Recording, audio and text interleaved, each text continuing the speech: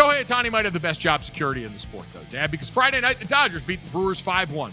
They won the NL pennant. They're going back to their second straight World Series game, and in the process, we watched Shohei Ohtani probably play the greatest baseball game of all time. He got the start on the mound, where, oh, by the way, he struck out 10 batters in 6+ innings of work, only allowing 2 hits, and then proceeded to hit 3 home runs during that same time span. Dad, according to Sarah Lang, the great MLB statistician, he's the first player in Major League Baseball history to strike out even 5 batters in a game where he hit 3 home runs, and that's in any game, regular season or post. The first leadoff home run by a pitcher of all time. The first most-season multi-home run game by a pitcher. The first game in MLB history with 3 home runs and 10 strikeouts. The list goes on, Dad, and it was one of those in real time. Every inning that went past, you realized you were watching something special, and then looked up at the end and realized it may truly be the greatest that I can ever remember.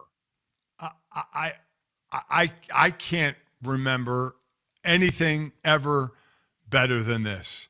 Now, we have had pitchers hit home runs, and we've had one, Bob Gibson, that's back a few decades, that had 10 strikeouts in a postseason game and a home run in a game.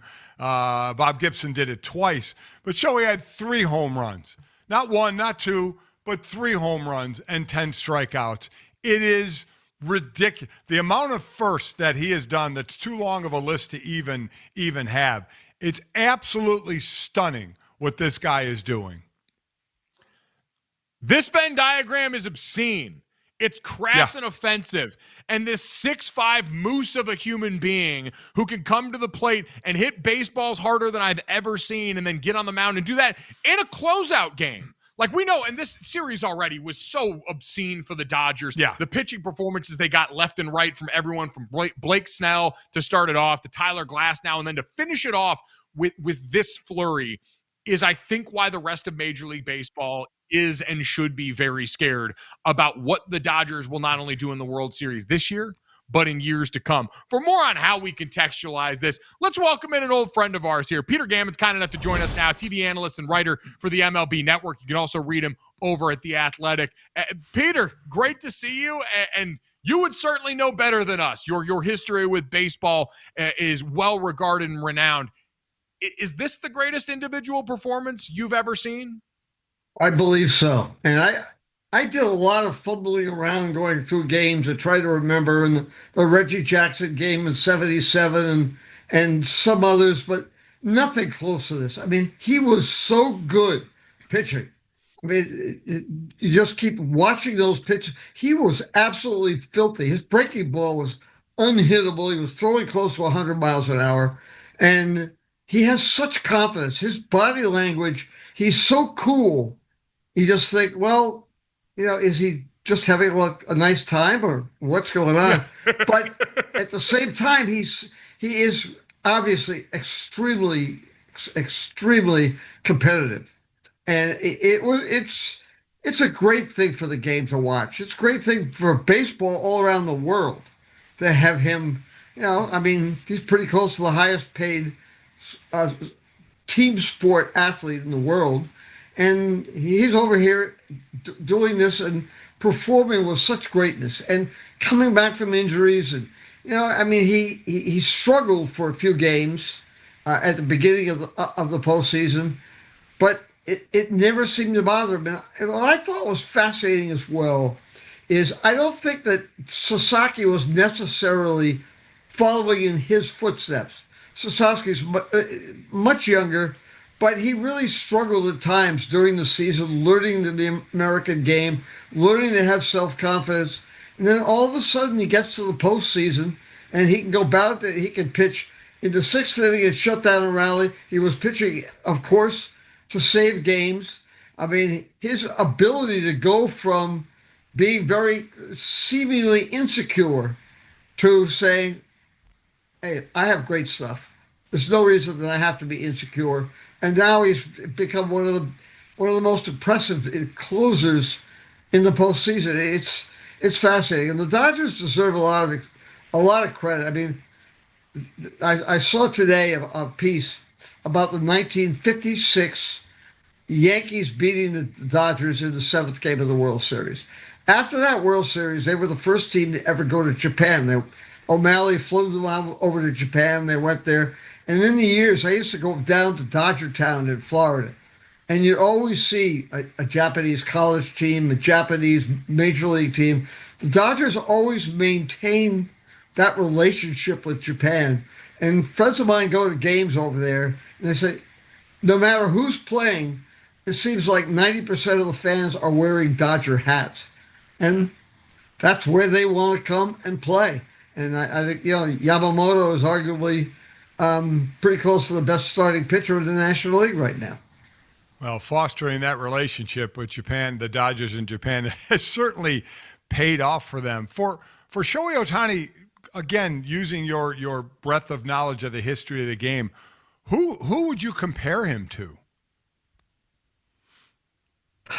I don't think there's anyone who could be compared to him. I mean, there was a time back in the second year of the draft, which was 1966, when Ken Brett, George's older brother, and by George's claim, always the better player, but he was an outfielder pitcher that the Boston Red Sox drafted, but because they had no pitching, they made him a pitcher. And Joe Stevenson, the scout who signed him, and several other scouts said they were the best. He was the best prospect they think they ever saw, but as a center fielder.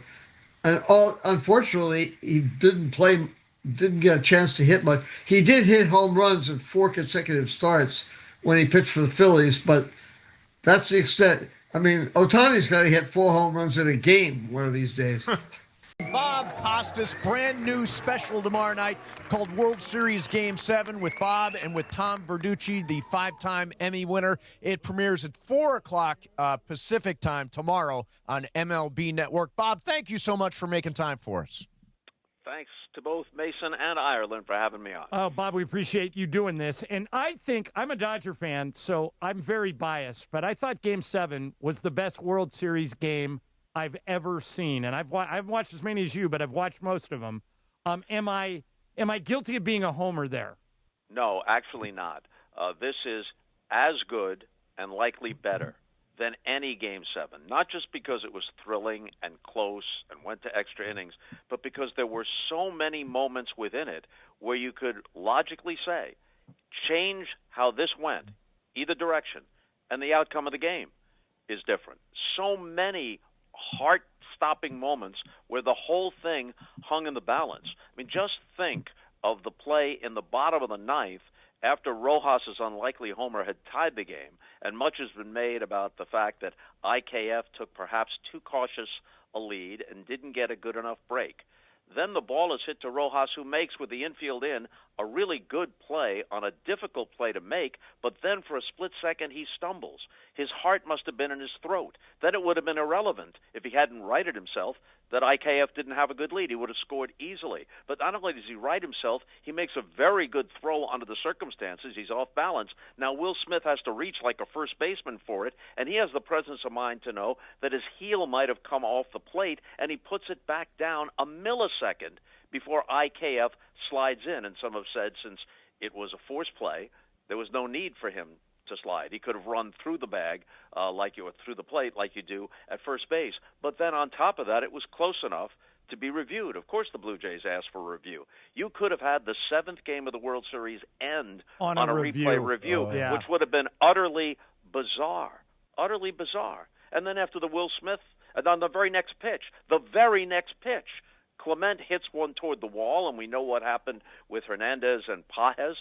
Considering the circumstances, as Tom Verducci says, and few people are as knowledgeable as Tom about every aspect of baseball, including its history, he believes that under the circumstances, yes, it was a great catch, and there have been others that were as great or perhaps even greater in terms of what was required to make the catch, but considering what was at stake, the entire World Series on that play, he thinks it's the greatest catch in World Series history, and all of this happens within a matter of moments, and we barely scrape the surface of all the other things within that game that not only could have affected the outcome, but provide one of the things that makes baseball so great, debate about what if. Should they have pulled this guy? Should they have brought this guy in here? We could be talking about this not just throughout the offseason, through the history of baseball. they'll be talking about this game. Bob, and the whole World Series, I'll stop talking in a second. That's okay. It isn't just that the seventh game was so great. You had two other games that were epic. Think of the way Game 6 ended with the Hernandez throw to Rojas on the little blooper. I think Varsho hit it. If that ball drops, they tie the game, and maybe they win the game right there, and it's over in 6. And then you have the 18-inning game in Game 3 ending on the Freeman walk-off. I mean, this World Series was insanely great. Bob, just because I know you're doing a lot of interviews for this, we had Miguel Rojas on after the World Series, and he told us he can't watch that play, the one where you said his heart might beat. It causes him too much anxiety to even watch a replay, even though they won. He can't watch it. So you're dead on when you say his heart must have been in his throat. Yeah. Well, you could tell in that one split second the anguish he must have felt. Oh, my gosh, sure. I just threw the whole World Series away. Yep. But he had the presence of mind to come up with a good enough throw to extend the game. It follows in a great tradition of, like, unlikely World Series heroes. Like Miguel Rojas. Now, and it's a game of moments, and there were lots of individual moments there. The Pajas catch, the plate, home plate, all that stuff. But for me, the one that just took my breath away was Miguel Rojas yanking that ball to left field and tying the game. Where does that rank in terms of World Series home runs? It's way up there. As you said, there have been other unlikely heroes. I go back quite a long ways. Al Weiss for the Mets in the '69 World Series, but the Mets won in 5, and that home run came in the middle of the game. It didn't come with everything at stake, just 2 outs removed from the season and the series ending for the Dodgers. I can't think of someone that fits the bill of A, unlikely character to be a hero, but also the importance of the moment. Hal Smith in the epic 7th game of the 1960 World Series, which is remembered for Bill Mazeroski's home run that won it in the bottom of the 9th. But in the bottom of the 8th, the Pirates were down 7-6, and Hal Smith, whose name would never have appeared in anything other than agate type before or after that in his entire career, hits a 3-run home run and puts the Pirates up 9-7. Now, the Yankees scored 2 in the top of the 9th. That set the stage for Mazeroski. The modern analytics have this win probability added. Yep. And supposedly that home run by Hal Smith created the greatest swing in win probability added from defeat to what looked like victory, at least in the moment. But, okay, that's 1960. Yeah. And it was in black and white. And I was only 8, so my recollection of it may not be perfect, but I think it's pretty right on. I don't think you can put anything ahead of Rojas if you're combining unlikely hero with the import of what he did. Having watched being at the home games and watching all the games, the one thing I'll say about Toronto, and Toronto played a really good series. They did. I think the better team won, but in my mind, it feels like Toronto outplayed the Dodgers. Does that make sense? I think that's apt. The Dodgers were the better team, not by that much. I mean, Toronto, because it's Canada and perhaps American fans, not North American fans, but U.S. fans, underrated them. I didn't underrate them. I was asked before the series started, and I said if they can win one of the first 2 games in Toronto, I think this series has a good chance to go at least 6 and possibly 7. But, yes, the Dodgers overall were the better team, but actually the Blue Jays played better throughout the series. They did more things right than the Dodgers did, but the Dodgers did enough things right to win it. Bob, we're talking to Bob Costas, and again, his special, MLB Network special, 2025 World Series Game 7, airs tomorrow, 4 o'clock in L.A., 7 o'clock Eastern, with Bob and Tom Verducci. Can't wait, Bob. Really looking forward to it. But since we never get you, a couple of things. Settle an argument between Mason and I. Okay. Mace is convinced, and you know more about baseball than pretty much anybody. Yes. Mace is convinced that in 2027, we're getting a work stoppage no matter what. He says the players will never, ever cave on a salary cap. I think they are going to accept some type of a cap because baseball is bringing in too much money and it's too successful, and I think a work stoppage would be death. If you had to pick a side in that argument, who's more correct? At this point, it should be just a hard-headed business negotiation, not a holy war. But the leaders of the Players Association, with whom I've always sided more or less since the days of Marvin Miller, they take their cues still from Marvin Miller, from Don Fear, and from Gene Orza, who were unyielding on that. But the other three major sports have some version of a salary cap, and players make a whole lot of money. Now, it's different. Obviously, baseball is different for a variety of reasons. Players spend a long time in the minor leagues, and then there's a period of time in the majors before they're arbitration eligible or free agency eligible. We get all of that. So not every situation is exactly comparable, but this should be a business deal, not a matter of high holy principle, because the players have won on every principle through all the years. Now the question is, how do we sit down and understand our mutual interests, and how do we divide the pie, and not incidentally, whether Dodger fans or Yankee fans or Met fans, even if they don't spend their money as effectively, and a handful of other teams, even if their fans don't want to hear it, there is a problem with, if not competitive balance, with opportunity. I mean, how long can the Milwaukee Brewers accept that, yeah, we've been brilliant and we've won the division 6 out of 7 times and we won 97 games this year and we're lucky to be in the Central instead of the East or the West, but we're operating at a huge deficit in terms of our resources. There's something out of whack here. When the Dodgers can just say, Edwin Diaz, sure, that's the one relative weakness, we'll sign Edwin Diaz. And the Guggenheims and our whole situation here allows us to do things that perhaps even the Yankees aren't able to do. Is there some equilibrium that can be established here without sending any players to a street corner rattling a tin cup? There should be. Yeah, absolutely. I agree with you. So Dave Roberts was asked this week about a salary cap, and he was asked, would a salary cap hurt the Dodgers? And he answered this way. He says, I just think we have an organization that whatever the rules and constrictions are, we're going to dominate. Do you agree with Dave Roberts? Do you think he's right? Yeah, I think he's right. Do the Dodgers have the resources? Yes. Are they one of the most resourceful within that teams? Absolutely. Their front office and the entire operation, up and down, including Roberts and his coaches, is first rate. Yeah, I think they probably would work it out. All right, Bob, last thing for me. You've had an incredible career, and it's one, as this special tomorrow will indicate. But I was thinking about something. If I came to you and said, I'm going to put one thing in a time capsule from your career that in 200 years from now we're going to show people this is Bob Costas at his best. It can be from the Later Show. I love the Later Show. I think about the Mary Lou Henner interview, which I still watch, which was hilarious. I think about all the Olympics you did. People forget you were the voice of the NBA very briefly. You've done play-by-play baseball. If I put you on the spot and say, what are we putting in that time capsule? What goes in? Well, if it's later, then I have to pick which of the 600 interviews. Yeah, they weren't all 10s on a 10 scale, but a lot of them, Paul McCartney and Mary Lou Henner for comedic reasons and others for more dramatic reasons. So we'll leave that aside. Even though baseball has always been my favorite sport, basketball has always been second. So I guess it might be the call of Michael Jordan's last shot for the Bulls that turned defeat into victory, because it epitomized so much of what he was about and so much of what that era in the NBA was about.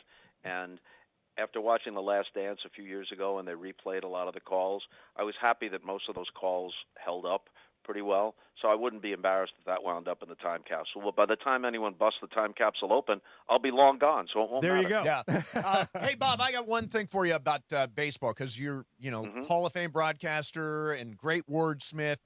Put into words what Shohei Ohtani is doing and what he now means to the game. He is as close in his meaning and impact on the game and expanding its popularity, as close as any baseball player has ever been to what Michael Jordan was in the 90s. The old joke then was the other team should chip in and pay his salary. It shouldn't be just the Bulls, because he's not just helping the Bulls, he's helping the NBA. And he helped it expand globally by being the most noticeable part, the most celebrated part of the Dream Team in '92 in Barcelona, and all the marketing and everything else. And I'm not saying that Ohtani equals that, because baseball is different from basketball and we're in a different era and all the rest. But when you consider the fact that Ohtani is fascinating to people who don't know an inside-the-park home run from a wild pitch. He's fascinating to them. You hear people who don't have much baseball background, aren't avid fans, wanting to watch Ohtani, talk about Ohtani. They ask people like you and me about him, and then the expansion of fascination with Major League Baseball into Asia and specifically Japan, where baseball has always been popular. But now we know how popular Ohtani and the others, Yamamoto and a long list of others, have now made Major League Baseball in Japan. I think his impact, it's to take nothing away from other great players. He's unique. The word unicorn is always applied to him, and he is. You know, Ruth was a Hall of Fame quality pitcher before he became the greatest slugger of his time, but he never did both simultaneously at the level that Ohtani is doing it, and I don't think anybody in our lifetime ever will. So he's a truly unique player. People use the word unique when they really mean rare, but it applies to him. He's a unique player, and his impact is greater, in my view, in terms of baseball overall than even the greatest players of recent history. All right. Oh, I forgot one last thing, Bob. You used a phrase when we were getting ready for your appearance today. We pulled some old stuff of yours, and you used a phrase that Mason and I use all the time, but we have no idea where we got it. This is the phrase. Hit it, Brian. He was a hail fellow, well met. Okay, hail fellow, well met. I think we are now misusing right. it. Mason, when somebody passes away, we always say, hail fellow, well met. And I don't know if we're using that correctly or not. You would know, Bob. Are we using that correctly?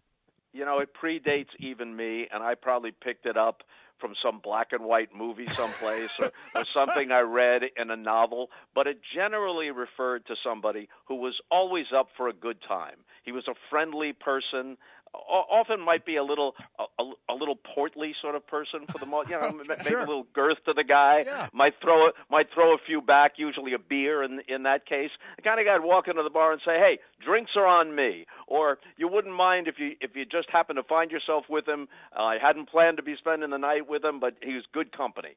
He's a hail fellow, well met, likes everybody, happy in his own skin, enjoying life. That's a hail fellow, well met. Well said, Bob. Nice. Hey, Bob, I like we that. really appreciate you doing that. We could ask you questions for hours. But thank you very much for doing this, and we'll be watching tomorrow and can't wait to see what you and Tom say about Game 7. Thanks very much. It really is a good show, and Tom really carries it because he was there in the Dodger dugout for all 7 games, and it's really a good dissection of one of the most remarkable games in baseball history. Happy holidays, guys. Awesome. You too, Thank Bob. you very Thank much, you. Bob. See ya. The legendary Bob Costas. That was fun. Yeah, that's fun. I like. Boy, I used to love the later show.